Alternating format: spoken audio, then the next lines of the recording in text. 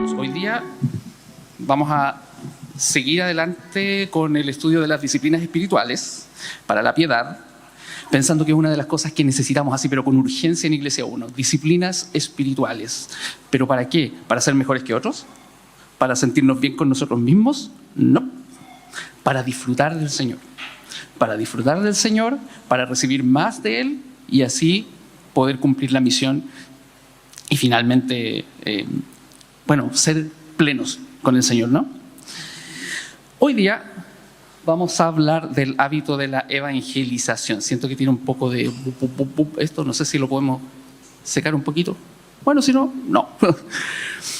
Vamos a hablar de la evangelización y es interesante hablar de la evangelización como disciplina espiritual porque uno cuando piensa en disciplinas piensa como en oración, en lectura de la palabra, ¿verdad?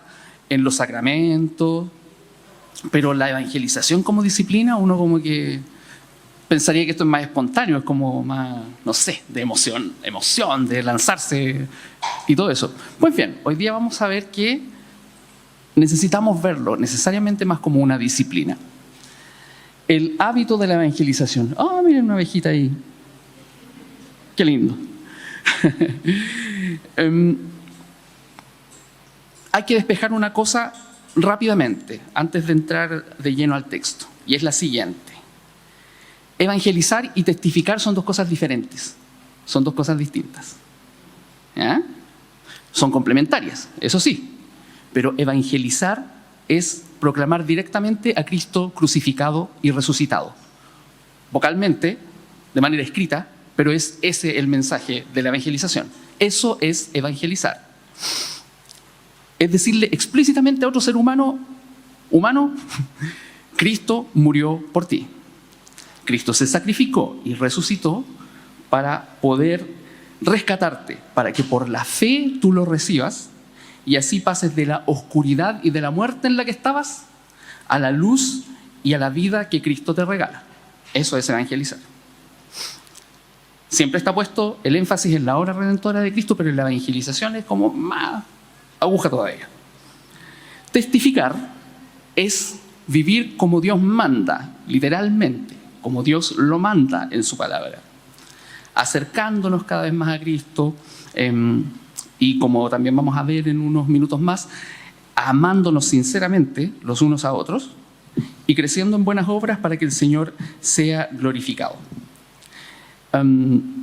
Yo creo que la figura más bonita para expresar esta relación está en 2 Corintios 4:7 y lo voy a leer yo, y dice así: pero tenemos este tesoro en vasos de barro, para que se vea que la excelencia del poder es de Dios y no de nosotros. Es el poder que el Espíritu Santo nos da lo que nos capacita para evangelizar. Por eso es disciplina y por eso es espiritual. El texto de Primera de Pedro, del capítulo 2, versículos 9 y 10, que vamos a leer más adelante, es precioso en ese sentido y expresa muy bien esta comunión entre el testimonio y la predicación del Evangelio. Pero antes vamos a ver algunas ideas del contexto de esto. A ver. Ok. Aparecieron las 3 de un viaje, ya no importa. Yo quiero rescatar 3 ideas que aparecen en el primer capítulo y en el segundo capítulo al principio de Primera de Pedro, para poder de esa manera insertarnos apropiadamente en el contexto que tiene este texto del que estamos hablando. Acordémonos de lo siguiente. Pedro le está escribiendo su carta a gente que está moviéndose o que se ha movido de su tierra de origen, a migrantes básicamente, que se movieron a provincias del Asia Menor, de donde está ubicado Turquía actualmente, y le escribe a gente que no lo está pasando muy bien, le escribe a gente que en realidad lo está pasando bastante mal. Están siendo hostigados y están siendo perseguidos y les viene más persecución todavía por causa del Evangelio de Cristo. Entonces, con eso en mente, nosotros revisemos estas 3 ideas. La primera, que está allá arriba, es que el Evangelio es hechos históricos y comprobables. el capítulo 1 de la carta de Pedro es una recapitulación del Evangelio. Si ustedes lo leen después con más tranquilidad, se van a dar cuenta que está todo el Evangelio relatado ahí por Pedro. De las cosas que destaca él está el hecho de que los profetas estudiaron con cuidadito, cuidadosamente, todo lo que la Escritura, todo lo que la ley, los profetas y los escritos decían acerca de aquel que no sabían, pero que después supieron, era Cristo. ¿De quién hablaba y en qué tiempo iban a suceder todas las cosas que se estaban escribiendo? Cosas que los ángeles querían contemplar, así de bacán, así de impresionante. Nosotros aquí, fast forward hacia nuestros días, tenemos la revelación completa. Ya está completa la revelación en la palabra, la tenemos nosotros. Con Escritura en mano, nosotros nos podemos admirar del cumplimiento de todas esas promesas. Nos podemos dedicar a estudiarlas en detalle y a atesorarlas también. Podemos ver cómo cada promesa en la ley, en los profetas, en los escritos, se cumplió y se cumplió en Jesucristo. Podemos dar fe desde la Biblia que Dios cumple sus promesas. La fe que nosotros recibimos vino a través de la Escritura. Por eso es importante que nosotros también nos dediquemos a estudiar esas conexiones, que estudiemos la Escritura para poder exponer ordenadamente nuestra fe cuando estemos evangelizando. Eso es parte de la disciplina. El centro del Evangelio, lo sabemos, es la muerte y resurrección de Cristo. ¿Estamos de acuerdo, cierto? Ok. Es increíble esto, porque la resurrección de Cristo es un milagro. Pero no porque sea milagro significa que vaya a ser una fábula. No es una fábula, no es un cuento. La resurrección de Cristo no se puede comprobar científicamente porque pasó una vez. Los hechos científicos se pueden repetir en laboratorio. Pero la resurrección de Cristo sí se puede comprobar históricamente. Y les cuento una cosa. Los escritos paulinos, los evangelios, son considerados documentos históricos. Porque cumplen con criterios de fiabilidad histórica.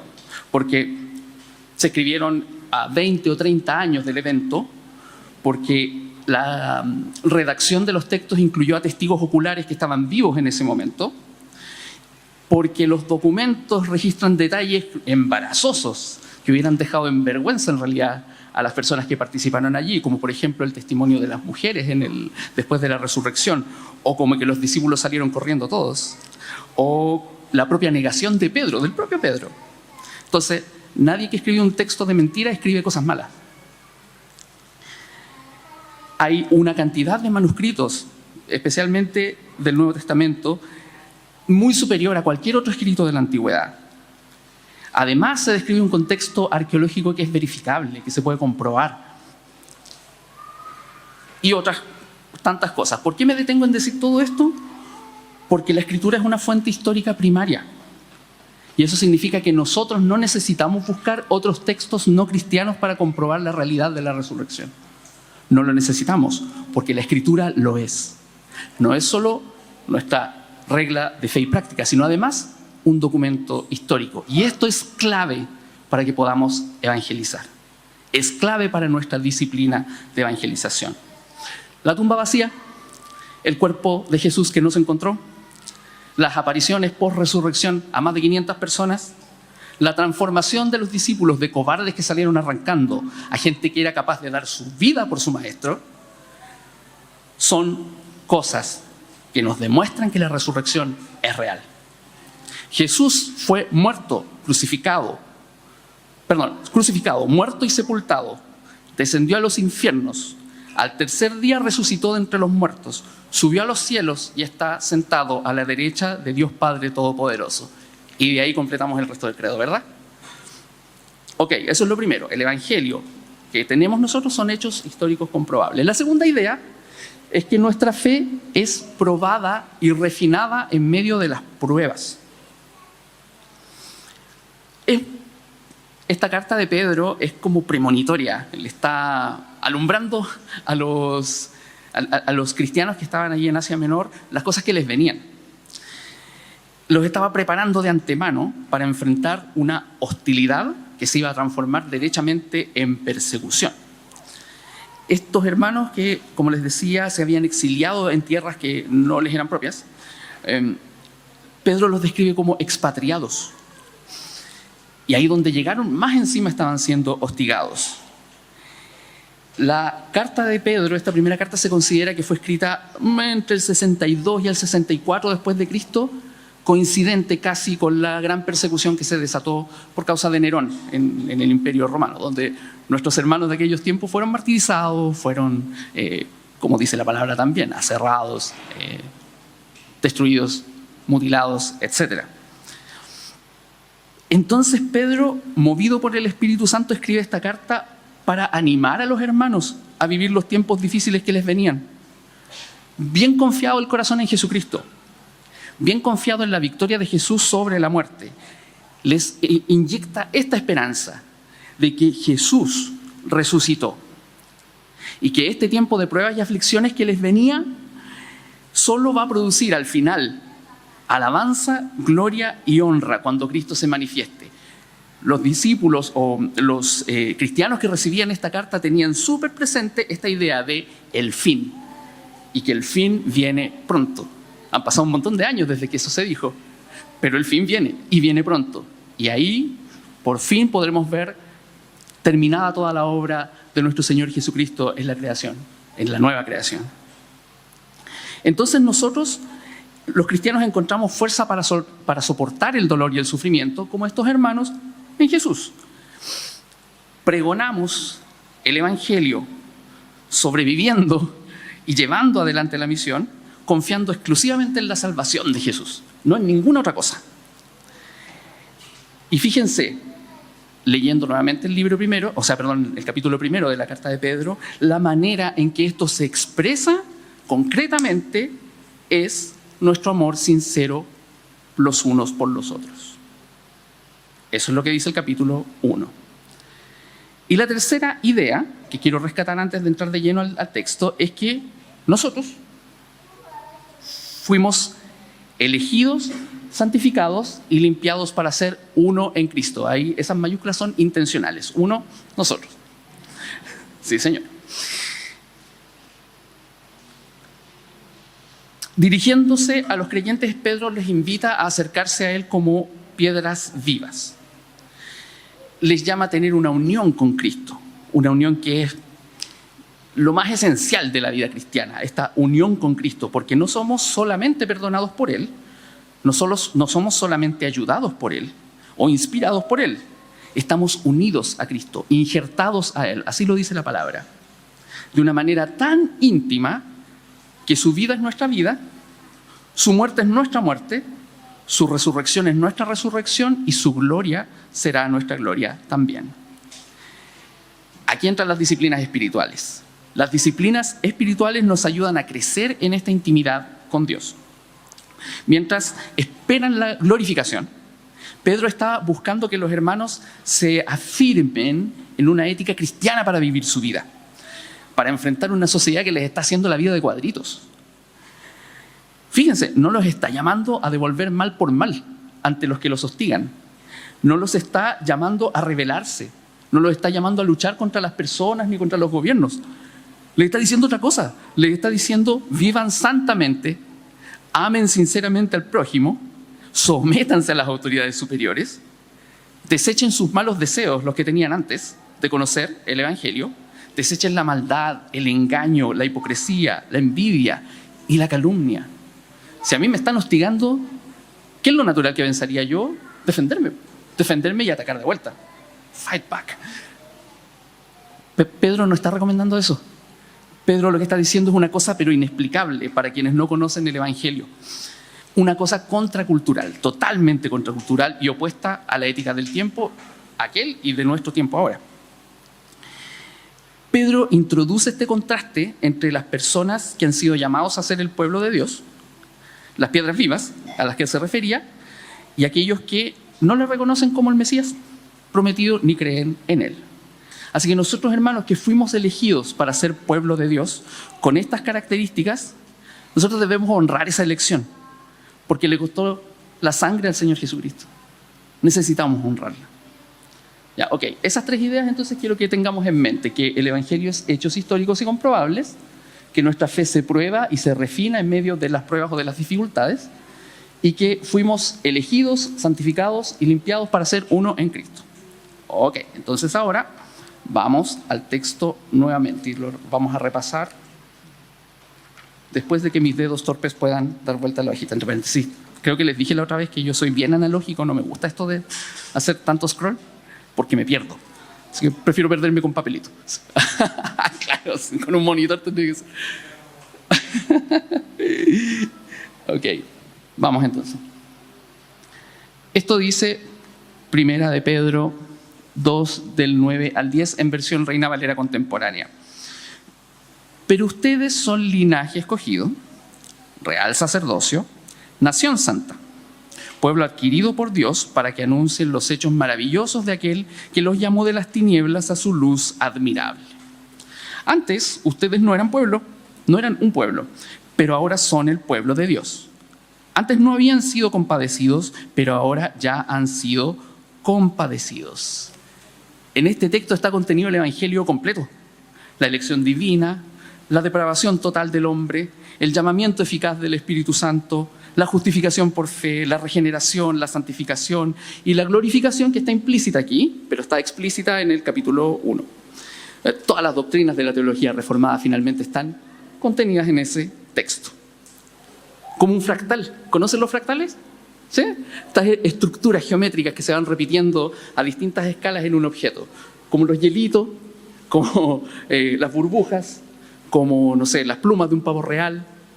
Es realmente hermoso como en este texto se puede ver esta cualidad de fractal. Pero más importante que eso es atesorar lo que la Escritura dice. Y yo quiero rescatar 5 factos que se tira Pedro aquí en este texto. El primero de ellos es que la evangelización fluye desde nuestra identidad. ¿Cómo es eso? Es evidente, somos pueblo del Señor, lo está diciendo el texto. Pertenecemos a este pueblo por pura gracia. Y el Señor es nuestro dueño. En la pura salutación del capítulo 1 de Primera de Pedro, este hace un recuento así súper heavy, en realidad, de la acción de la Trinidad en nuestra salvación. Dice que fuimos elegidos por el Padre en la eternidad, que fuimos llamados eficazmente por el Espíritu Santo para ser limpios por la sangre de Jesús. Y nos dice que nacimos de nuevo por medio de la resurrección de Jesús a una vida santa, a una vida justa y con una esperanza que es eterna. O sea, imagínense, y son 3 o 4 frases y Pedro se manda esa tremenda declaración. Bueno, en nuestra identidad la resurrección de Jesús es clave, porque somos pueblo de Dios por esa razón, porque Jesús resucitó. No son solo palabras, hermano, es una realidad tremenda, realmente. Cuando participamos de los medios de gracia, de los sacramentos, cuando perseveramos en las disciplinas espirituales, nuestra identidad como pueblo del Señor se fortalece. Por eso es tan lindo, tan hermoso cuando tomamos la cena acá todos juntos, cuando somos llamados a confesar nuestros pecados y nuestras ofensas unos a otros, cuando el Señor nos toca el corazón y nos llama a arrepentirnos delante de Él para poder tomar la cena juntos. Así va creciendo nuestra conciencia de pueblo, nuestra identidad como pueblo del Señor. Por eso las disciplinas son tan importantes. Vamos calibrando lo que significa ser realmente pueblo de Dios. Y tomando del ejemplo de los lectores de Pedro, vamos entendiendo y hallando paz en medio de las dificultades que nos toca vivir. Vamos aprendiendo a apreciar y a amar la iglesia, imperfecta como es, pero es el pueblo de Dios y es el cuerpo de Cristo. Si no estamos en la iglesia, hermanos, no estamos en el cuerpo de Cristo. No es posible ser cristiano sin pertenecer a su cuerpo. No es posible. Y aunque, como les decía, nuestra comunidad sea imperfecta, esté llena de problemas, llena de dificultades, internas y externas, es preciosa porque Cristo dio su vida por ella. Ahora, tengamos eso presente y por un momento pensemos en lo siguiente. Los invito ahí para tomarse un minuto en meditar en las personas que están fuera de nuestro círculo evangélico, que conocemos en el trabajo, en, no sé, en la universidad, los compadres con los que jugamos la pelota, qué sé yo. Y meditemos un poquito en cómo sus creencias se expresan en sus actos. Nos vamos a encontrar varias realidades, ¿no es cierto? Nos vamos a encontrar personas que parecen no creer en nada, que tampoco les importa mucho, en realidad. Vamos a encontrar personas que están genuinamente buscando el sentido de la vida, ¿eh?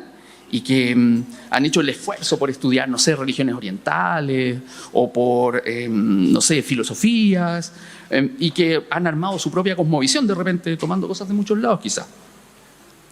Y nos vamos a encontrar también personas muy firmes en sus convicciones, que están afirmadas en ideologías de diversa índole, y que son coherentes con ellas además, o sea, viven lo que predican. Y ahora démonos otro minuto para pensar en el peligro que tiene eso, en el peligro que tiene forjar nuestra identidad a partir de una ideología política, económica o cultural, o de una construcción de ideas hecha por mí mismo, un do-it-yourself de ideas. Tarde o temprano, los dioses que sustentan esas ideologías fallan. El dios del mercado, el dios del poder, el dios del placer. Tú mismo, si eres tu propio dios, fallas igual. Y cuando estos dioses fallan, todo lo que sus súbditos han construido colapsa y muere. ¿Nos lo advirtió la palabra? Sí, Jeremías 17:5 dice: así ha dicho el Señor, maldito el hombre que confía en el hombre, que finca su fuerza en un ser humano y que aparta de mí su corazón. Hay dos llamados aquí, hermanos. El primero es que tengamos mucho cuidado de construir nuestra identidad fuera del pueblo del Señor. Tengamos cuidado. Apreciemos más la sangre preciosa de Cristo que las ideas que andan dando vuelta por el mundo y que pueden sonar como cantos de sirena. ¿Cómo hacemos esto? Comprometámonos de todo corazón con la iglesia. Comprometámonos de todo corazón con el pueblo del Señor, participando en ella, amando a los hermanos, con sinceridad y también perdonando y confesando nuestros pecados unos a otros para que seamos perdonados también. No construyamos la identidad fuera del pacto del Señor, del pacto de amor que Él hizo con nosotros. Examinemos nuestro corazón para ver dónde estamos parados. Feñito, ¿puedes leer el capítulo 1, 13 y 15 de Primera de Pedro, por favor? 13 al 15.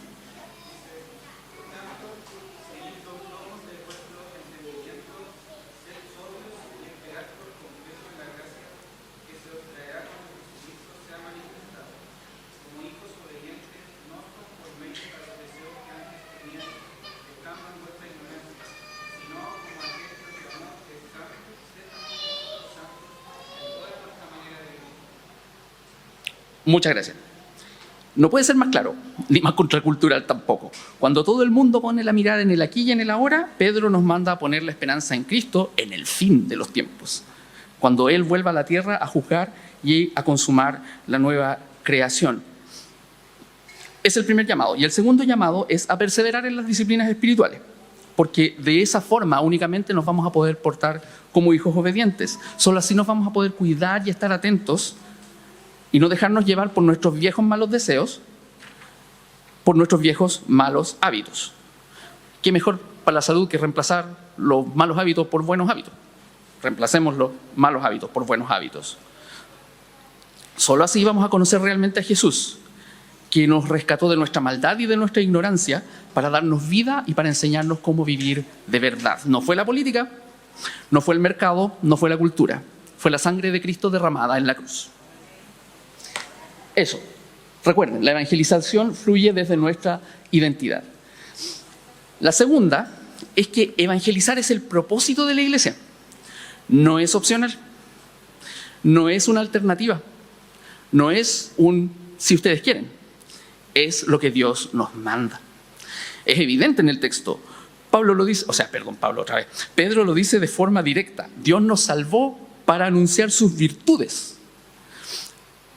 Básicamente debemos dedicar nuestra vida a eso, a evangelizar.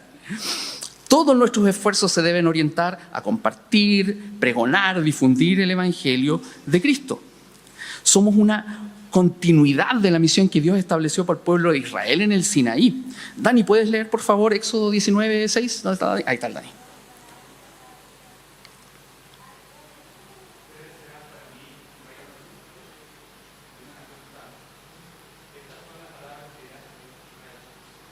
Ustedes serán para mí, muchas gracias, un reino de sacerdotes y un pueblo santo. Estas mismas palabras les dirás a los hijos de Israel. Versión Reina Valera contemporánea aquí, a diferencia de la del Dani. Pero es lo mismo que dice Pedro. Es exactamente lo mismo. Dios constituyó en el Antiguo Testamento a este pueblo al que toda la tierra iba a mirar para entender la salvación, para alcanzar la salvación. En el Nuevo Testamento, este mismo pueblo ahora es enviado hasta lo último de la tierra para proclamar la salvación del Señor. La salvación mediante la obra de Cristo. Tanto en el Antiguo como en el Nuevo Testamento, esto es evangelizar. Así que si nuestra identidad como pueblo de Dios es la misma, si somos una continuidad, entonces la responsabilidad es la misma, solo que con un enfoque diferente. Se espera de nosotros que evangelicemos. Entonces, por eso es que si no estamos evangelizando, hay algo malo, hay algo fome que está pasando en nuestro corazón. Y mientras preparaba el sermón, yo reflexionaba con bastante tristeza sobre mi propia vida y sobre la iglesia en general, que hemos sabido esto durante mucho tiempo. ¿Cómo se debe abordar la evangelización? Sabemos que la palabra del Señor es poderosa, sabemos que no depende de nosotros, sino de su Espíritu, sabemos que es mandato y que lo tenemos que hacer, pero no queremos hacerlo. No queremos. Nos da, no sé, vergüenza, pudor. Nos sentimos de repente inferiores a personas que tienen más dominio de conceptos o de filosofías, no sé. Sentimos que no vamos a tener las respuestas apropiadas para las preguntas difíciles, que vamos a fallar, que vamos a terminar avergonzados. Y claramente hay algo que está mal con nosotros respecto de la evangelización. Y no creo que sea la disciplina, sino algo más profundo en nuestro corazón. Nos faltará más conciencia del Señor, más corandeo. Nos faltará perdonar, nos faltará, enfocarnos en las cosas simples, no en el ruido eclesiástico. ¿Cómo me pueden ayudar las disciplinas o la disciplina de evangelizar a llevar adelante esto que se me pide? Es muy sencilla la respuesta. Al practicar las disciplinas espirituales, recibimos más de Cristo, lo conocemos más y es inevitable amarlo más. Es inevitable. Lucho con mi carne, pero el Espíritu de Dios igual se manifiesta poderosamente en mí. Me da lucidez para ver el pecado, me da la fuerza para apartarme de él y fallo miserablemente, una y otra vez, pero el Señor me levanta amorosamente. Me reprende, pero me enseña, me disciplina y así más lo conozco y más lo amo. El Señor Jesús lo dijo: al que mucho se le perdona, mucho ama.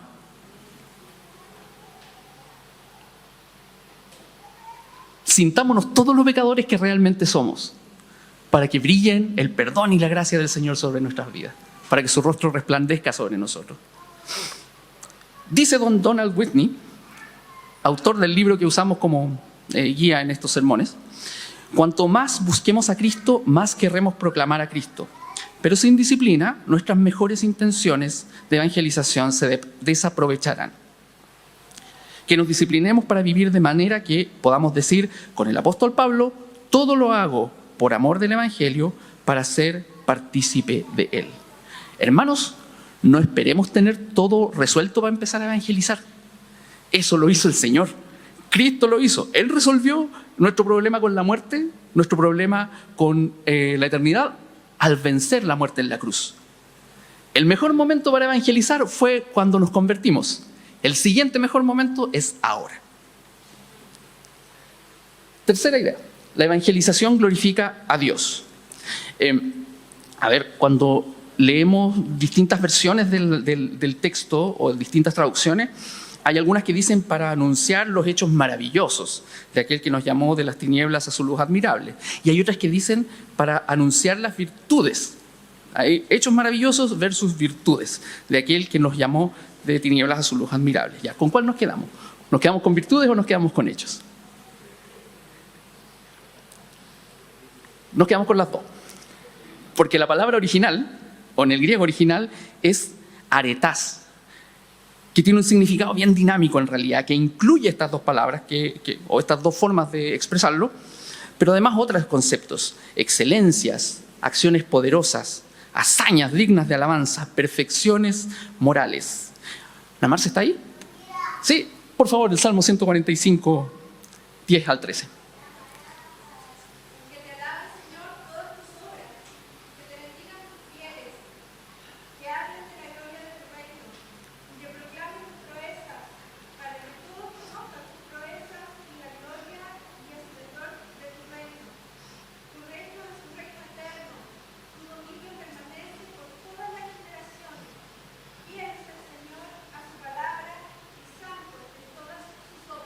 Amén. Gracias. Eso escuchaba yo mientras leía la definición de aretás. Hoy estaba pero emocionado. Porque las aretas son estas cosas, las virtudes, las maravillosas obras de Dios a lo largo de la historia para redimir a su pueblo, desde la eternidad hasta Cristo y hasta que se vuelva a manifestar Él en su segunda venida, cuando venga el fin. Las aretas abarcan toda la historia de la redención y se manifiestan en acciones históricas concretas, por ejemplo, la creación, el pacto de Dios con Abraham, la zarza ardiente, el éxodo de Egipto, la columna de fuego y de nube, los jueces que juzgaron al pueblo, Gedeón, Sansón, Débora, los profetas que amonestaron al pueblo también, acuérdense de los milagros de Elías y de los milagros de Eliseo, la encarnación, la muerte y la resurrección de Cristo, la venida del Espíritu Santo en Pentecostés y la segunda venida de Cristo. Las aretás, que es lo que habla este texto, son los atributos divinos de Dios en acción, así como un diamante. Cada cara, cada faceta de estos diamantes muestra una faceta del carácter perfecto de Dios. Proclamamos su justicia, su soberanía, su poder. Proclamamos su amor, su gracia y su misericordia, y su fidelidad. En ese sentido, evangelizar es también un acto de adoración a Dios. Y una cosita más. Evangelizar nos saca la mirada de nuestras miserias y las pone en las grandezas de Dios. Por eso necesitamos el hábito de la evangelización. Porque así recordamos de forma activa las grandezas del Señor, del Dios que nos salvó de la muerte. Hermano, acuérdese de su testimonio. Acuérdese de dónde lo sacó el Señor, de dónde nos sacó, de dónde me sacó, para traernos a su luz. Y después de que nos acordemos de eso, busquemos a alguien a quien contárselo. Oremos por ese alguien y evangelicemos. ¿Cuántas veces nuestras realidades nos abruman, están encima de nosotros y no nos dejan respirar? Estamos consumidos por la rutina, destruidos por la monotonía, debilitados por los conflictos que tenemos por todos lados, abatidos por los fracasos que experimentamos. Hermanos, las disciplinas espirituales son un bálsamo que calma nuestros dolores. La disciplina de evangelizar es un bálsamo, porque es experimentar de manera activa la salvación de Dios. Así que esforcémonos por entender, por discernir y por proclamar estos atributos. El mundo necesita conocer a nuestro Dios para ser salvo y nosotros necesitamos proclamarlo para ser plenos. Otra idea. La evangelización es disciplina comunitaria. Todas las cosas que Pedro habla hacen referencia al pueblo de Dios en plural. La iglesia como comunidad es demostración visible del reino del Señor. De alguna forma lo que Pedro nos está diciendo acá es que tenemos que procurar una buena calidad de vida comunitaria. Esa buena calidad de vida comunitaria parte del anuncio de las virtudes de Dios porque Jesús lo dijo. En esto conocerán todos que sois mis discípulos, si tuviereis amor unos por los otros. Así que tenemos la responsabilidad grande, hermanos, de vivir como personas perdonadas y que perdonan, que confiesan sus ofensas y que reciben perdón constantemente. Abro un paréntesis. La forma de dirigirnos a los no alcanzados, a los que no conocen el Evangelio, es con paciencia, con tacto, con cuidado, con mansedumbre, para entregarles el Evangelio. Esa es exactamente la misma forma con la que nos tenemos que conducir nosotros en nuestros conflictos con nuestros hermanos. No podemos permitirnos albergar conflictos en nuestro seno. Necesitamos resolverlos bíblicamente. Mateo 18 nos da la guía para hacerlo y enfatiza la conversación uno a uno entre el ofensor y el ofendido. Esto demuestra compasión, madurez y amor. Y también provee un modo de escalar el conflicto, digamos, para resolverlo.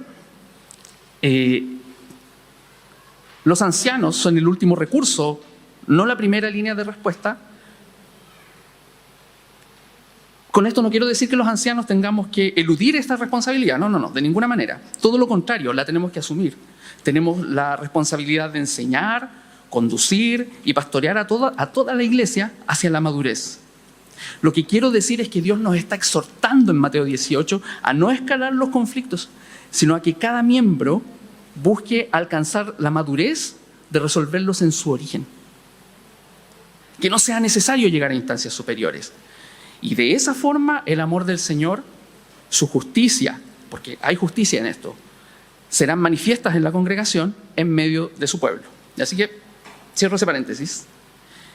Y vuelvo a decir que necesitamos entender que la evangelización es tarea de todo el pueblo de Dios, toda nuestra comunidad local, toda Iglesia 1, y no solamente algunos grupos o un equipo.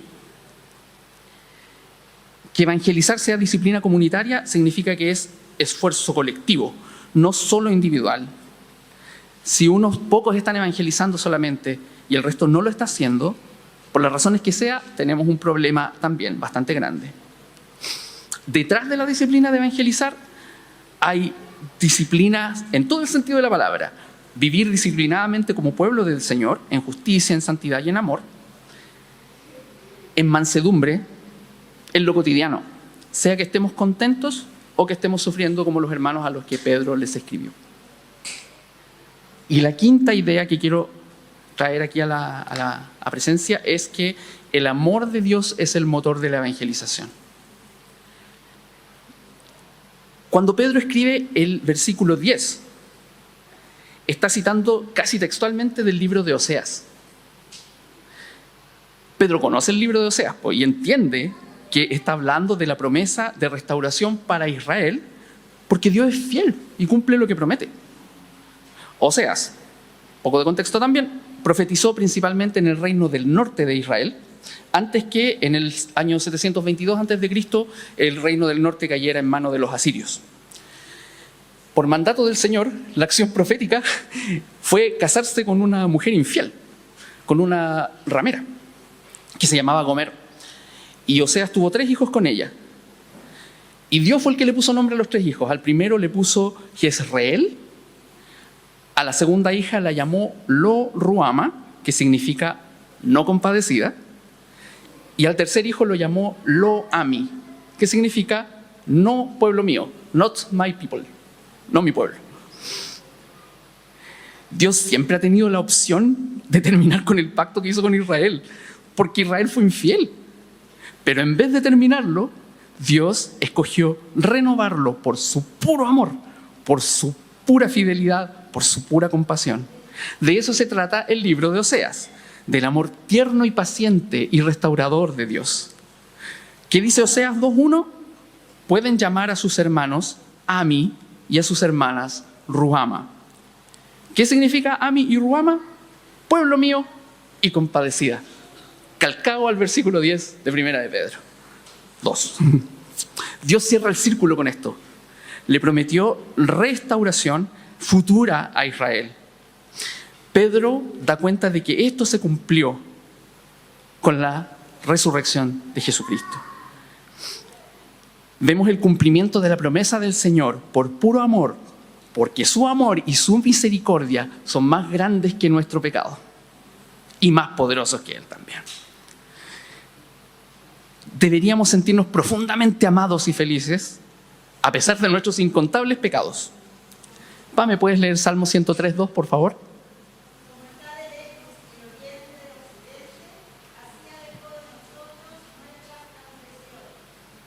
Muchas gracias. Reitero esta idea de que evangelizamos para recordar activamente el amor que el Señor nos regaló, la ternura con la que llamó a cada uno de nosotros a su reino, a pesar de nuestra estupidez, a pesar de nuestra arrogancia. Nos amó aunque éramos insensatos, orgullosos e infieles, aunque creíamos que no lo necesitábamos. Y nos sigue amando, aunque seguimos siendo infieles, porque Él es fiel. Evangelizamos en ese mismo tenor, no para sentirnos bien con nosotros mismos, como decía, ni para olvidarnos de los demás, ni para sentirnos mejores que otros o más santos que otros. No. Cuando evangelizamos recordamos lo pecadores que somos, la infidelidad constante en la que estamos, y no podemos evitar conmovernos de la fidelidad del Señor y de su amor. Como decía al principio, al que mucho se le perdona, mucho ama.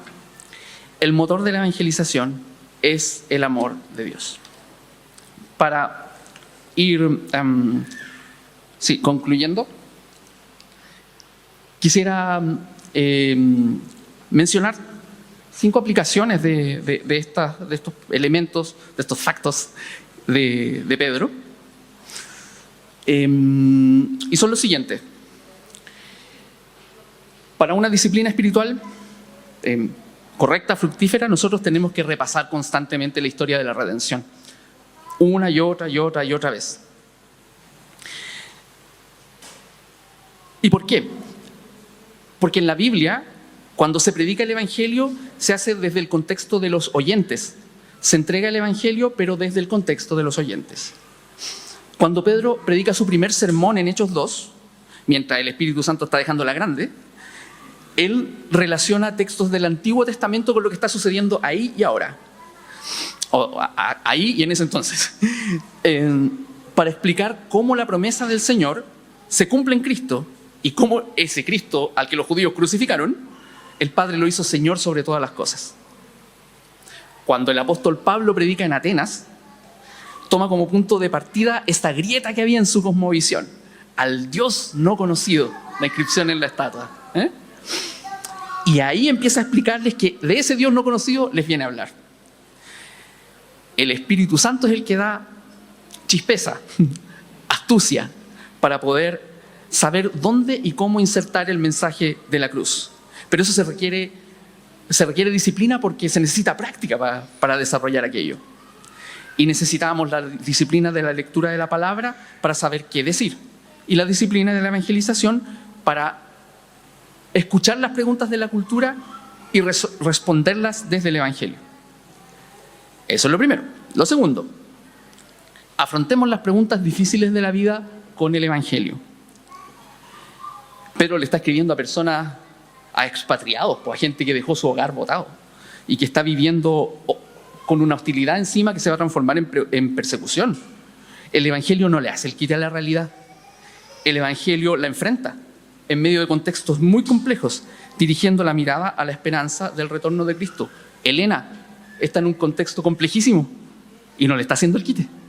No, allí está predicando el Evangelio, predicando la muerte y la resurrección de Cristo en un lugar donde puede morir. Las complejidades de nuestra vida tienen un significado nuevo a partir de la cruz, después de la experiencia de la cruz. El Evangelio nos responde a las preguntas difíciles, pero a partir de la Escritura, no de nuestra ideología ni de nuestra idolatría. En medio de la oscuridad de estas reflexiones humanas, la luz de Dios brilla e ilumina todo. Así que, de nuevo, disciplina de lectura de la Escritura para aprender, y de la evangelización para saber cuáles son esas preguntas que están en el aire. La tercera aplicación es que proclamemos el Evangelio intencionalmente y con valentía. Mario, ¿puedes leer Hechos 1:8, por favor? Pero recibirán poder cuando el Espíritu Santo venga sobre ustedes. Serán mis testigos en Jerusalén, en toda Judea y Samaria y hasta los confines de la tierra. Muchas gracias. Evangelizar es un despliegue de poder, aunque no tengamos ninguna sensación de poder. Porque el poder es del Espíritu Santo y nosotros realmente no sabemos cómo obra el Espíritu Santo. La mente de Dios no es como la nuestra. Evangelizar tiene un precio alto, pero el premio del deber cumplido es mayor que cualquier costo que tengamos que pagar aquí en esta tierra. Así nos lo han transmitido los grandes hombres de la fe, los mártires, los héroes a lo largo de la historia. Nuestro trabajo ahora es vivir unidos a Cristo y abrir nuestra boca para comunicar sus aretas con claridad, sus virtudes, sus maravillosos hechos, sus perfecciones. Y el Espíritu Santo se va a encargar de lo demás. Cuarta aplicación, seamos mansos, humildes y sencillos a la hora de evangelizar. Ni Pastor Soto, ni Pastor Rocha. Mansos, humildes y sencillos para evangelizar. Hermano, el Evangelio proclama arrepentimiento para vida. El mundo quiere ver sangre a cada rato. Es muy fácil caer en esa tentación de querer vencer al que piensa distinto, y no solo vencerlo, sino humillarlo, apabullarlo, destruirlo, ojalá, borrarlo de la faz de la tierra. No caigamos en esa tentación. No seamos así. No seamos como Jonás. Jonás no quería evangelizar porque sabía que Dios iba a perdonar a los tipos a los que le estaba predicando, que eran los asirios, eran enemigos de Israel, enemigos históricos podríamos decir. Jonás quería venganza, no quería restauración de Dios en ese pueblo de paganos. Vamos a sufrir predicando el evangelio nosotros, pero Dios no va a dejar pasar estos sufrimientos. Él mismo vengará la sangre de sus mártires, pero a nosotros lo que nos corresponde es ser mansos, sencillos y humildes. Y por último, ocupémonos de testificar viviendo como Dios lo manda. Porque el testimonio de la iglesia es olor grato, es aromático. Es olor grato de Cristo en los que se salvan y olor de muerte en los que se pierden. La Biblia lo dice súper claro, no volvamos a los pecados viejos en los que estábamos perdidos antes. No, es casi de lógica. Vivamos como santos, como regenerados. El llamado es que Iglesia 1 recupere y mantenga este olor fragante de Cristo, a que vuelva a su esencia, un corazón en el Padre, comunión perfecta que nos une a todos nosotros, aunque seamos tan diferentes el uno del otro. No somos una foto estática. Iglesia 1 no es un recuerdo, no es una memoria. No somos un momento atrapado en el tiempo. Somos lo que siempre hemos sido, una iglesia reformada y siempre reformándose. ¿Estamos siendo una iglesia que evangeliza? Preguntémonos eso. Meditémoslo durante la semana. Hagamos uso de las disciplinas espirituales para meditar esta cuestión, para retirarnos, para reflexionar en la Escritura, para estudiarla, para orar y examinar nuestro corazón, para ver qué es lo que nos está deteniendo para evangelizar. Y reitero, no esperemos a tener esto resuelto para lanzarnos a evangelizar. No, la carga se arregla en el camino, nunca mejor dicho. Recordemos la ilustración nuevamente de tesoro en vasos de barro. La excelencia del poder no es de la vasija, sino de lo que está dentro, de su contenido. Prediquemos intencionalmente a Cristo de forma regular, para que el Espíritu Santo llame a los que Dios ha escogido y también para que endurezca a los que Él ha desechado. Quiero concluir esto con una pequeña ilustración. Era más grande la foto, pero bueno, igual se ve. Es una abejita en una flor, ¿no es cierto? La iglesia de Cristo es como un campo de flores.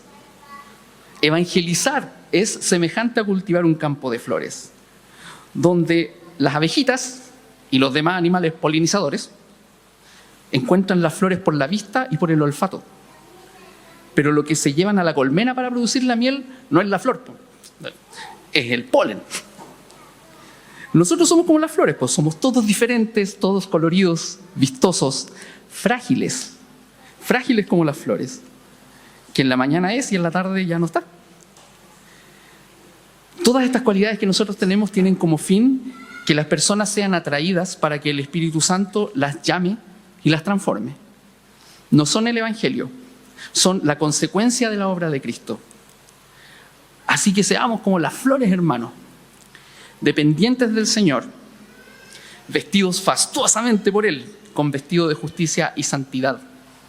fragantes de justicia y de perdón, preparados para ofrecer el polen del Evangelio a las abejitas, a las mariposas, a los colibríes de este mundo.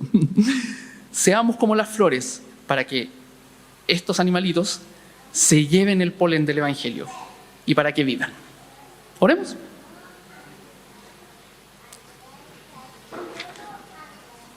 Señor, te agradezco porque tú eres misericordioso con nosotros, Señor.